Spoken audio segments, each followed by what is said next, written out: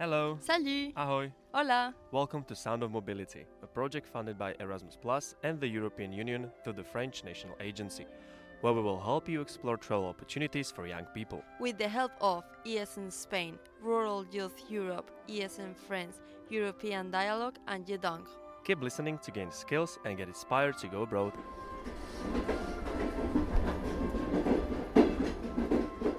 When you hear international mobility, do you think Erasmus Plus? What if we told you there's so much more out there? From volunteering in Japan to working holidays in Australia, international mobility isn't just for students. Hi everybody, I'm Jeanne. I've always dreamed of doing international mobility but never had the opportunity. But I'm also with Adame and Alexander. Can you present yourself? Hi, everybody. My name is Alexander, and I've done two mobilities. One, it was I went to study in the US, and the other one was last summer. I went to do a volunteer experience in South Africa. Nice to meet you. Hi, my name is Adame. I have never done international mobility, but I'm very interested in the subject. So that's why I'm here, and nice to meet you. All right, let's go. In this episode, we will bust some common myths about international mobility. Things like it's too expensive or it's only for students. Then we will share an exciting range of opportunities like volunteering programs, work exchanges, professional paths, and so much more. You will love it. Whether you are dreaming of seeing the world or think it's out of reach, stick around, guys. By the end of this episode, you will have all the inspiration and tools to make international mobility your reality. All right, let's talk about one of the biggest things that stop people from exploring international mobility. Misconception, wherever it's about cost, paperwork, or feeling like it's not for you. This myth often discourages people before they even try. One of the biggest misconceptions is the idea that international mobility is just too expensive. Spoiler alert, it doesn't have to be. Let me explain. A lot of people assume that traveling abroad means emptying your savings account. To be honest, sometimes yes, but not all the times. In reality, there are so many programs that make mobility affordable or even free. For example, volunteering programs like Workpackers or Workaway often provide free accommodation and meals in exchange for a few hours of work each day. And bonus, you get to meet incredible people in incredible places. And if you are part of something like the European Solidarity Corps, your expenses like travel, food, and accommodation are often fully covered. In short, it's mobility, but with a budget-friendly twist. So, myth busted, international mobility isn't only for the wealthy. It's for anyone willing to explore the opportunities out there. Let's tackle the next big myth. Yeah, paperwork. This is a big one. A lot of people think international mobility means swimming in endless forms, visas, and official documents. And honestly, that's partly true. But it's not the full story. Some programs or visa application can involve a bit of bureaucracy, but that's not the case for every option out there. Platforms like Woolpackers, couchsurfing, and Home Exchange can make it much easier by simplifying the process. With these platforms, you can find volunteering opportunities, home exchanges, and free accommodation without being overwhelmed by complex paperwork. So the next time you feel like paperwork is too much, remember there are plenty of options you can make mobility easier than you think. Exactly. Let's talk about another common misconception, the idea that international mobility is only for students. Spoiler alert is not. Wherever you are young, professional, or recent graduate, or someone looking for a career change, there's something for you. Opportunity like working holiday visas, a global volunteering platforms, and many more options for young professional and recent graduation or even mid-career individual. We are busting the myth that international mobility is only for students. The world is open to you with so many programs and opportunities waiting to be explored. Exactly, and that brings us to the heart of today's episodes, showing you just how many opportunities are out there. From work exchanges to volunteering, graduate programs to working holidays, mobility takes so many forms. All right, so let's dive into it. What are the options? How do they work? And why are they worth exploring? Get ready, guys, because this next part might just inspire your next adventure.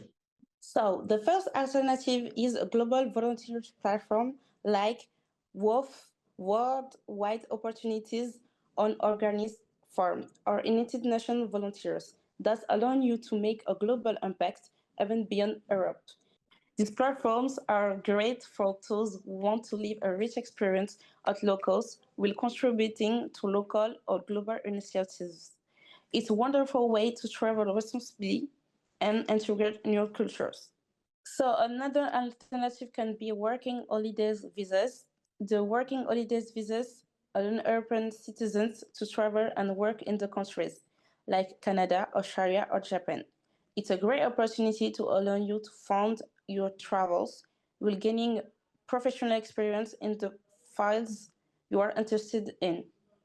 It's an excellent option to combine adventure, cultural immersion, and skill development. Yeah, a friend of mine actually did it in Australia and in Canada, and he loved it. And hearing from him made me want to do it so bad. Thank you, Jen. Thank you, Adam. And now for people looking for education programs, because it's great to go abroad to work, but it's better to go abroad to have fun and to study. So there's a lot of non-Erasmus exchange programs. Indeed, many universities and institutions have bilateral agreements with global partners for students to study abroad outside Erasmus+. For example, in my case, my home university in Lyon has several partnerships with universities outside of Europe. And one of these partnerships was with Louisiana State University. And I was able to go to study one semester at LSU, Louisiana State University. And one of the biggest part of this partnership is that as a French student, I only needed to pay a few hundred euros as fees in France to study in the US instead of paying many thousand euros.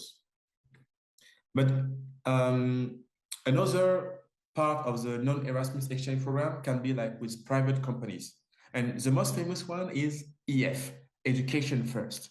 So those kind of companies has schools and offices all around the world. And you can go all around the world to study English, Spanish, Italian, and every other language you want to study. For example, when I went to South Africa in Cape Town, when I was doing my Worldpacker experience, I met some French and other European people studying at EF to learn English. Now, for accommodation.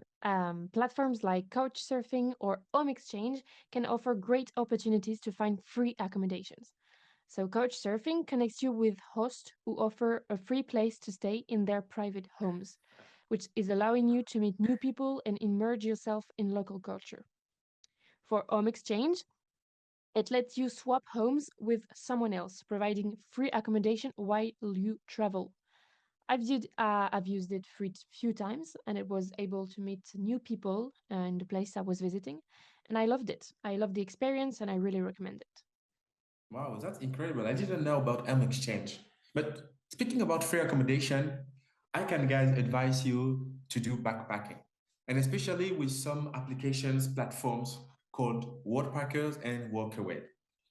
In those kind of platform, you can exchange your skills for accommodation and meals in host countries. And that's what I did last summer, summer 2024. I went to spend 8 weeks in South Africa and I was a volunteer in a hostel. So being a volunteer in a hostel is awesome because you get to meet people from all around the world and you get also to sleep for free. And most of the time, you get free meals or discounts, huge discounts on meals and activities. So doing a backpacking experience with Worldpackers or Workaway is really a great way to travel for cheap, to discover wonderful countries, and to meet wonderful people. Thank you. Now, for traveling, especially by train, you have the opportunity to use Interrail. So Interrail allows you to travel by train through Europe, especially for free for young Europeans. So European Commission initiative can provide free Interrail passes to young Europeans to travel and discover the European Union. You just have to candidate at Discover EU. So I really recommend it. You can hop on a train to explore 33 countries of Europe and meet fellow travelers, all for free. So let's do it. So, everybody, guys, if you are hesitating on whether or not trying to do an international mobility, I have only one advice: go for it. And if you are scared, just start small. Start small if the idea of long term mobility feels doubting. A short term volunteering project or cultural exchange can be the perfect getaway. Start small because the most important is to start. Because when you start, we are sure that you will love it and that you will keep going. And one little advice and one more resource for French people, especially, I advise you to look for VIE, VIA. And it's to explain it really quickly. In a nutshell, VIE is a way to go to work abroad for French companies, but it's the subsidiaries of French companies abroad. So it's usually like between 1 and 2 years contract, and you don't pay taxes on the remuneration you get. You get paid well, and then you gain a lot of experience. And then after the end of the contract, you can either stay in the country and do a normal contract or come back to France. So now you know international mobility is for everyone. It's not just about Erasmus Plus or students. From volunteering to work exchange, the world is waiting for you. Well said, Adam. Mobility experiences can change lives and perspectives. For Europeans, traveling within Europe can really deepen your connection to the European project. And we hope that it will create and foster the European identity. It's not just about visiting, it's about experiencing a shared culture. It's not about the place, it's about the people. Traveling all around the world will allow you, for sure, to become a real citizen of the world. So, thank you very much, guys. It was a great pleasure to be here with you, and it was a great pleasure to talk about international mobility. So, all the opportunities that we talked before, we will give links and more resources in the description. And also, do not hesitate to share with us your mobility experiences or your dreams. Thank you very much again, guys. It was Alexander. Jeanne. And Adam. See you abroad, fellas. Thank you for listening. We believe you enjoyed the episode. So make sure you subscribe. Here's a taste of our next adventure. My name is Jeanne Apala, I'm from Latvia, and I will be your host for the next 2 episodes, which will focus on rural perspective of European mobilities. What challenges did you face coming from a rural area? I think our main challenge is going to an airport. Coming from a rural area, there's like a massive lack of rural transport. And you're kind of thrown in the deep end, and it's like, oh my goodness, how do I get here? We are glad that you're traveling with us. Have a nice trip with Son of Mobility. Disclaimer. Views and opinions expressed are however those of the authors only and do not necessarily reflect those of the European Union or the European Education and Culture Executive Agency. Neither the European Union nor the European Education and Culture Executive Agency can be held responsible for them.